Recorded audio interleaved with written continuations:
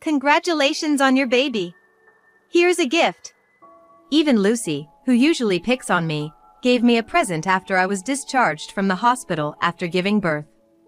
The moment I saw what was inside, an overwhelming rage surged in my heart, and before I knew it, I had thrown the gift into the trash can. That's so mean! Lucy started fake crying loudly so that the family in the other room could hear. Hearing the commotion, Robert and others hurried over. What happened? In response to Robert's question, Lucy pleaded with a theatrical act to gain sympathy. Seems like Catherine didn't like the baby gift I gave her. Robert was shocked and said, You shouldn't throw it away right in front of her. Apologize to her now. I managed to utter with a trembling voice.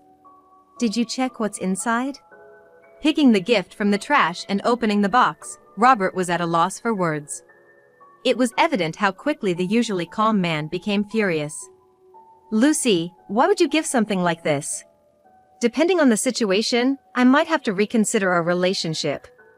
Neither I nor Robert would probably ever forgive Lucy for this nonverbal insult. My name is Catherine Smith. Although I'm now just a regular homemaker, I actually grew up in a foster care. My parents left me just after I was born, disappearing from the hospital. I've heard that some foster cares can be bad, but the one I was raised in had no bullying, and I grew up with love from the caretakers there. Still, I've always longed for a typical family since childhood. I wanted to become a mother someday and build a happy home. That desire was probably stronger in me than in most. But what plunged me into despair was the words of a doctor I visited due to irregular periods when I was a high school student. You have an STD virus. I couldn't believe my ears. I had never engaged in any activities that would lead to such an infection. The doctor continued. There's a high chance it's a mother-to-child transmission. Even though you have the virus, you haven't shown symptoms. There's also a chance you'll never show symptoms in your lifetime. I was so anxious that I asked the doctor. But if there's a risk of mother-to-child transmission, does that mean I can't have children? So the doctor responded. If you raise the child on formula instead of breast milk, the risk of mother-to-child transmission is greatly reduced. You don't have to give up on having children. I was relieved by the doctor's words, but I felt sad knowing that in many obstetric clinics, breastfeeding is recommended. I wanted to breastfeed my baby too.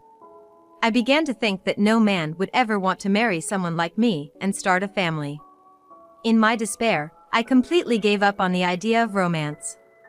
After graduating from high school, I got a job as a secretary and dedicated my evenings to study for improving my skills. I had locked away my desires for love and marriage deep inside my heart. Even when men showed interest in me, I couldn't bring myself to date them, thinking that marriage would be impossible anyway. A few years later, I met Robert at my workplace. He's a wonderful person who put me at ease just by being around. Robert's kindness slowly melted my guarded heart. When he asked me to start our relationship, I told him about being a carrier of an STD virus. But Robert said, as long as Catherine's with me, that's all that matters. If Catherine wants children, I want them too. Let's face this together. We eventually got married. When we visited his family to introduce ourselves, I confessed about the virus I carry. My mother-in-law was understanding and supportive. Robert chose you. I'm here to support. If you need help, don't hesitate to ask. However, Lucy, Robert's sister, was different. Lucy, who had a past relationship and breakup with a man who grew up in foster care, held a prejudice against those from similar backgrounds. Hence, she couldn't hide her hatred knowing that I grew up in foster care. Yet, Lucy was cunning. She never showed any hostility towards me in front of the family. In fact, she acted like the kindest sister-in-law one could ask for. In the family's living room, Lucy said to me, I always wanted a sister. I'm so glad. Let's have coffee and go shopping together. I can't wait to do it with you. Lucy's husband is a businessman, and Lucy is a stay-at-home wife living in a high-rise condo. They don't have children, and she's a fashionable lady adorned with expensive clothes and jewelry. I felt over the moon, as if I had finally gained a real sister. Later, when I stood up to use the restroom, Lucy was like, "I'll show you the way." And we both left the living room. It was right after that when Lucy changed completely. Her face, which was gentle until then, turned totally different, and she looked at me with fierce eyes. Why on earth did someone like you, coming out from an orphanage, become part of our family? How did you manage to get close to Robert? You've got some nerve. I was taken aback, feeling like a bucket of cold water had been thrown on me, too stunned to even respond. After getting married, Robert and I rented a house near his parents' place and started visiting them several times a month for meals. My mother-in-law is as calm and kind as Robert, and we've established a good relationship. Meeting her became one of the joys of my life. However, I always felt down whenever Lucy happened to visit on the same day. Lucy continued to intimidate me only when we were alone. She had countless petty criticisms, like how I did the housework or how my fashion sense was outdated. In front of the family, she'd always put on the facade of a shining, kind sister-in-law. This discrepancy tore at me, leaving me unsure how to deal with my feelings. Robert only knew Lucy's gentle and beautiful side and always talked highly of her whenever they met. To my mother-in-law, Lucy, with her beauty and education, seemed to be the pride and joy. I yearned for the warm family atmosphere that was present there. I felt included when both my mother-in-law and Robert were around. If I could just endure it, everything would be fine. That's what I kept telling myself. Because of me, Lucy turned into a devil. I couldn't disrupt this warm family environment. So, I couldn't even tell Robert, the person I trust the most, about the hurtful things Lucy said to me. When I became pregnant, Lucy's bullying became even more intense. That day, Robert went out shopping, and my mother-in-law was cooking in the kitchen. I was told to sit and rest due to my pregnancy, but I wanted to strengthen my muscles for childbirth, so I asked if I could clean the living room floor. That's when Lucy appeared. Lucy sat on the sofa, looking down at me cleaning, and said, "You have an STD, don't you? It's so sad for the baby if it gets transmitted. If you follow the doctor's advice and use formula feeding, the risk of transmission from mother to child can be greatly reduced." I tried to explain that, but Lucy didn't want to hear it. My mom and Robert are too trusting. They probably believed whatever story you told them. But I'm not gonna fall for your lies. People like you, who grew up in orphanage, are always liars. I had to defend myself against that. Just because by chance, your ex-boyfriend happened to be a liar, doesn't mean everyone from foster care is like that. And calling someone from orphanage sounds discriminatory, you know? Then something shocking happened. Suddenly, Lucy started crying out loud. Caught completely off guard, I was left standing in shock. Immediately, my mother-in-law came rushing out of the kitchen. "What happened?" asked my mother-in-law, to which Lucy replied through her sobs. "It's okay. It's nothing. It's all my fault. Just like Catherine said, I just have a bad track record with men." My mother-in-law, with a knowing look, spoke to me a bit sternly. "So, you brought up Lucy's ex-boyfriend, right? That guy was truly awful. Even now, it's a trauma for Lucy.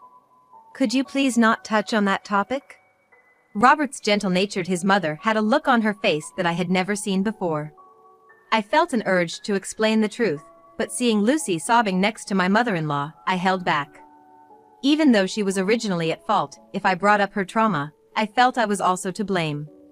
"I'm sorry. I'm glad you understand. Catherine didn't know after all. I know that Catherine wouldn't intentionally hurt Lucy." With that, my mother-in-law returned to the kitchen. But then, Lucy, who was just sobbing a moment ago, smirked at me. "You see what happens when you go against me? I have the upper hand in this house." I felt a mix of fear and anger that left me speechless. But right now, there wasn't much I could do but clench my fists. When Robert returned from the store and heard about what happened, he seemed to sense something was off. After returning from my in-laws' home, Robert asked me, "I just can't believe that someone as considerate as you would say something so insensitive to Lucy. What really happened? Are you holding back something? I swallowed hard, holding back the words on the tip of my tongue. If I exposed Lucy's bullying now, Robert would probably believe me. But I wonder about my mother-in-law. If a daughter and daughter-in-law's stories conflict, wouldn't a mother naturally believe her daughter? It might strain my relationship with my mother-in-law, and Robert might get troubled too. I was afraid of ruining the good relationship I currently had with my mother-in-law. No, really, it was my bad. I overstepped. I feel really bad for what I did to Lucy. Robert was like, Well, as long as you are fine. Looking at me with concern but didn't press the matter further. It seemed like he sensed there was something I was hiding, but he respected my choice to stay silent.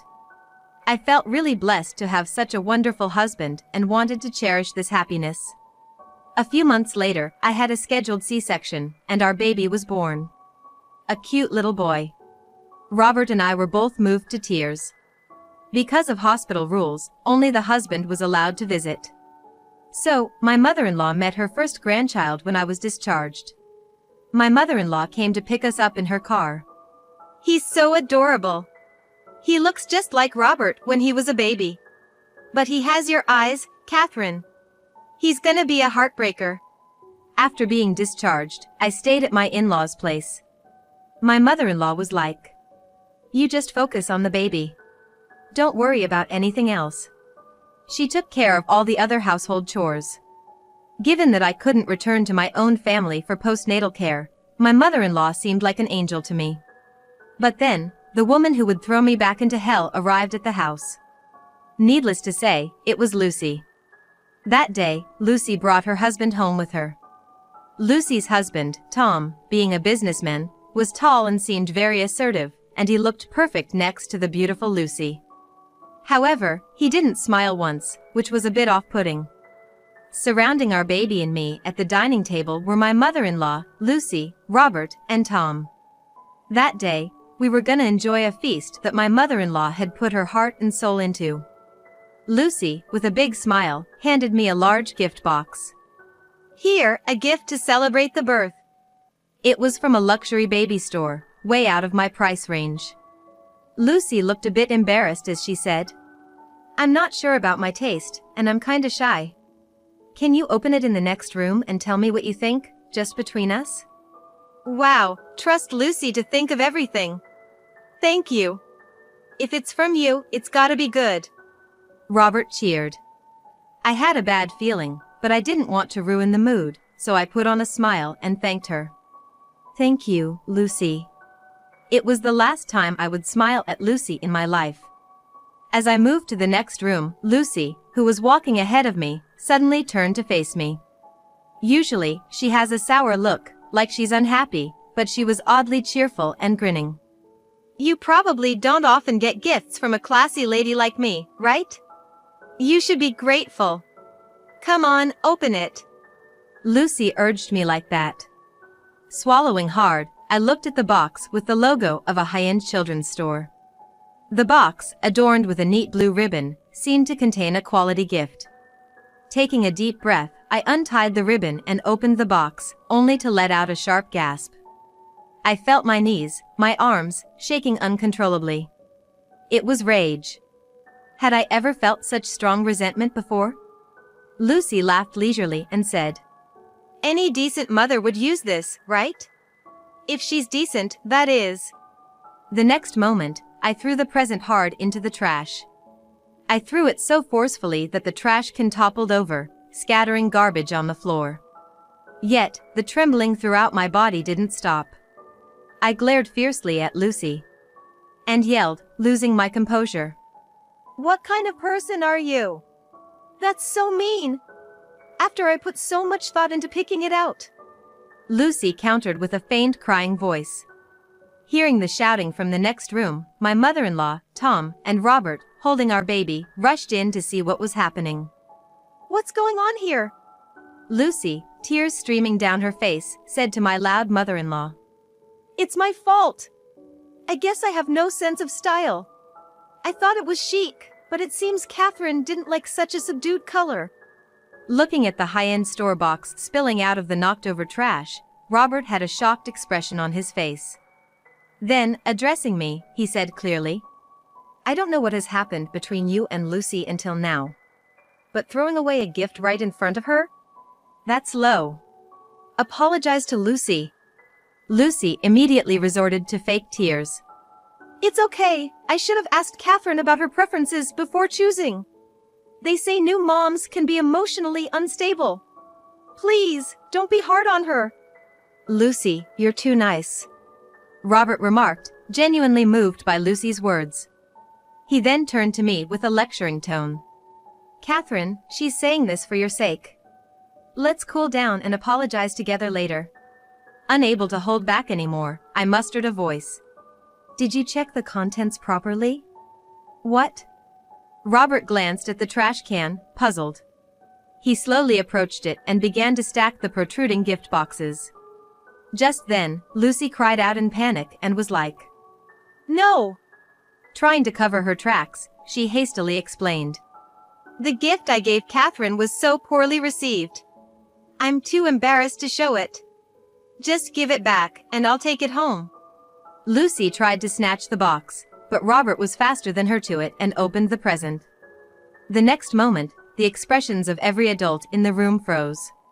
"What's this?" From my angle, all I could see was the back of Robert's ear and neck. I could tell that the back of his ear and neck were turning bright red in no time. "Lucy, can you explain this? What's going on?" It was the first and last time I ever heard the mild-mannered Robert raise his voice.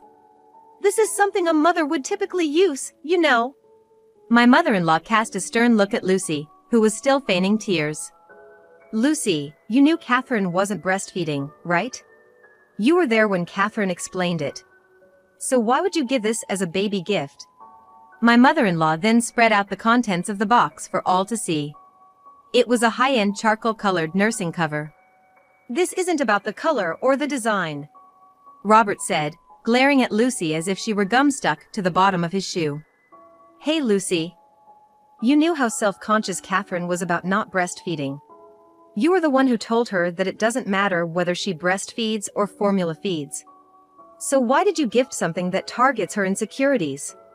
My mother-in-law looked at Lucy in disbelief. "Lucy, have you been harassing Catherine like this on several occasions?"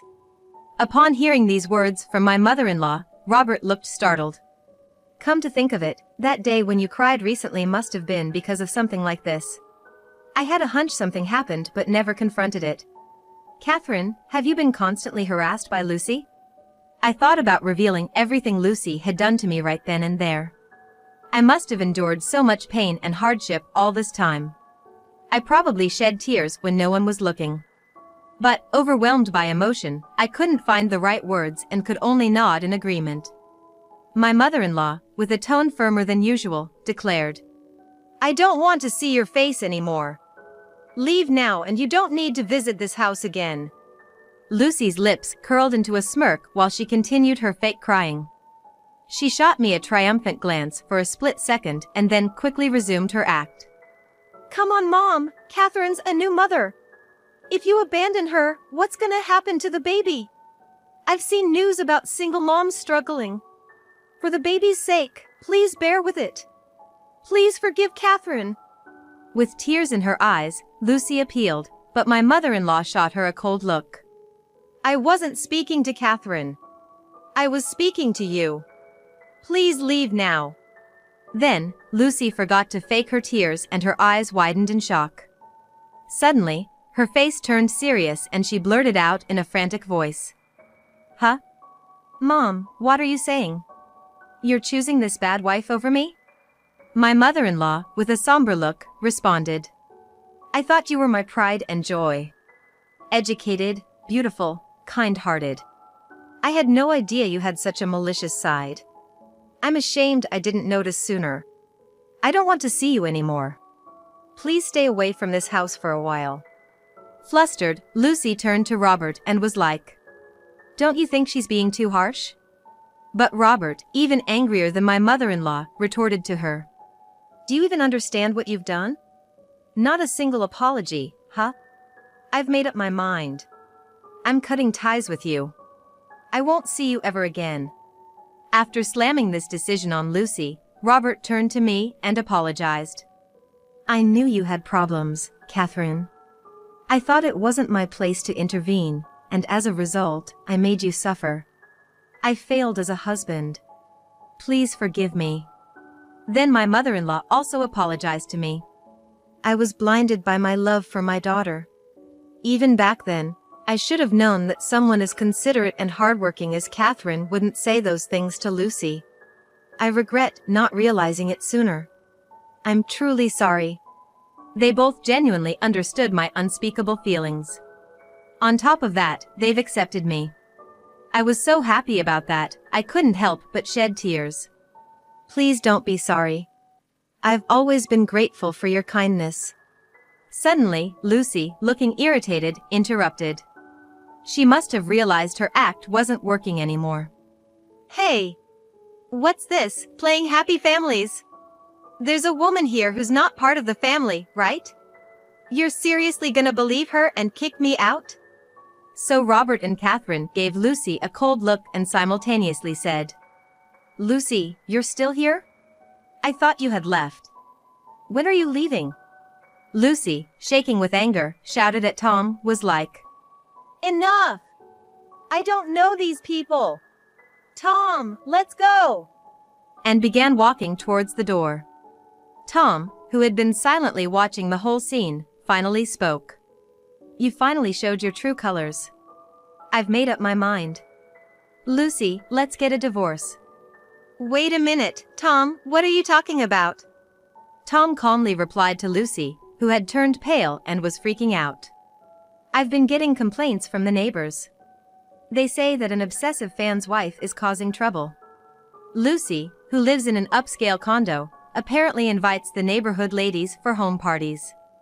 After forming a close-knit group, she'd select the most passive person and together with the group, they would ignore or gossip about that person. Tom initially didn't take these complaints seriously.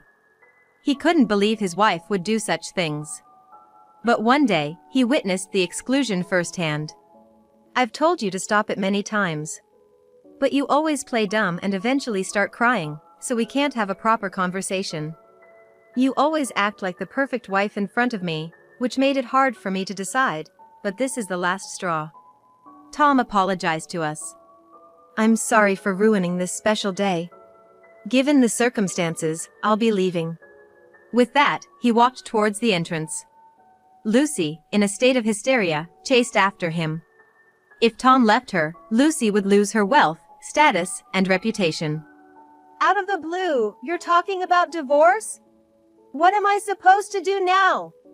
After everything I've done for you, you're just gonna dump me? You heartless jerk! You monster! As I listened to Lucy's fading angry shouts, a feeling of exhilaration began to spread in my heart. It felt as if the fog that had always clouded my mind suddenly cleared, revealing a vast blue sky. For a while after that, Lucy kept trying to contact my mother-in-law and Robert through calls and emails. Insisting she wasn't in the wrong, they decided to completely ignore her. Then, I started receiving long resentful emails from her. But I wasn't scared of Lucy anymore. I briefly reported to Robert and promptly added Lucy's email address to the spam folder. It seems Lucy got a good scolding from Robert. As time went on, Lucy stopped reaching out to my mother-in-law and Robert. Half a year later, I stumbled upon an ad on a website for a luxury condo unit that Lucy used to live in. Rumor has it that Lucy and Tom did indeed divorce. Lucy put up quite a fight, but it later came out that she had been unfaithful, leading Tom to leave her and finalize the divorce. A year later, a moving truck arrived at the mother-in-law's house, which had undergone extensive renovations. Robert and I began unboxing and storing the items brought in. From today, our family is gonna live with my mother-in-law for real. My mother-in-law, who now requires regular medical checkups, initially hesitated, but I asked her to let us repay the kindness she showed us after childbirth, and it became a reality. My mother-in-law, who had already given up her driver's license, kept thanking us. Though I felt like I should be the one saying thank you. Our baby, who had recently started walking, toddled around the spacious room. He's at that age where just walking is a thrill. Following our son, my mother-in-law smiled and walked behind him. This is our new home. In front of this heartwarming scene, Robert whispered to me. I nodded in response. Let's keep this happy family going. The picturesque scene I had always dreamt of since my childhood was now a reality right in front of my eyes.